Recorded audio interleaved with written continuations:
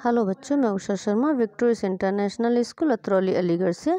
आज हम class 4th में चैप्टर 16 गिल्लू शियार का लालच पार्ट का रिमेनिंग पार्ट है उसकी रीडिंग करते हैं। ओके, यस देखिए।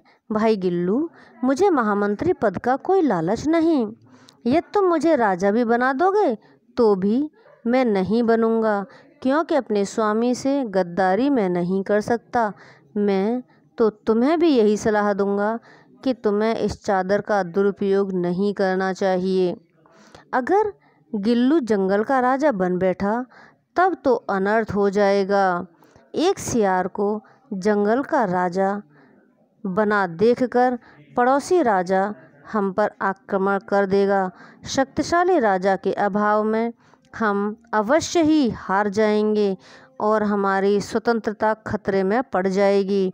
यह सोचकर मल्लू सियार सिहर उठा और उसने मन ही मन गिल्लू की चाल को असफल बनाने की एक योजना बना डाली।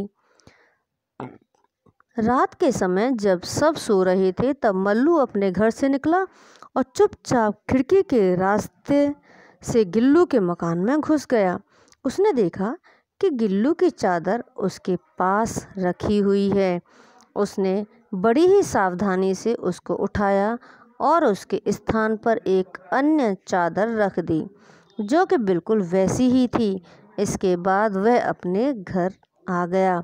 सुबह उठकर नहा धोकर गिल्लू सियार शेर को मारने के लिए चादर ओढ़कर प्रसन्नतापूर्वक उसकी मांद की ओर चल पड़ा। आज उसके पांव धरती पर नहीं पड़ रहे थे। आखिर वह अपने को भावी राजा समझ रहा था, यानी आगे बनने वाला राजा। मांद में पहुंचकर, यानी उसकी गुफा में, शेर की गुफा में पहुंचकर उसने देखा कि शेर अभी सो रहा था। गिल्लू ने गर्व से उसको एक लात मारी और उसको जगाकर गालियां देने लगा। शेर चौंक कर उठा। वह भूखा तो था ही, ऊपर से गिल्लू ने उसको क्रोध भी दिलाया।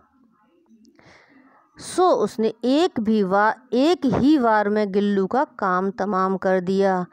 मल्लू सियार को जब अपने भाई की मृत्यु की खबर मिली तो उसको बड़ा दुख हुआ, पर उसने सोचा कि इसके अलावा जंगल की स्वतंत्रता को बचाने का कोई अन्य रास्ता भी तो नहीं था। उसकी आंखों में आंसू आ गए। वह उठा और उस जादुई चादर को जला डाला ताकि वह किसी और के हाथ न पड़ जाए। मल्लू ने अपने भाई की जान देकर अपने राजा के प्राण बचाए थे और जंगल की स्वतंत्रता भी। Okay, bye.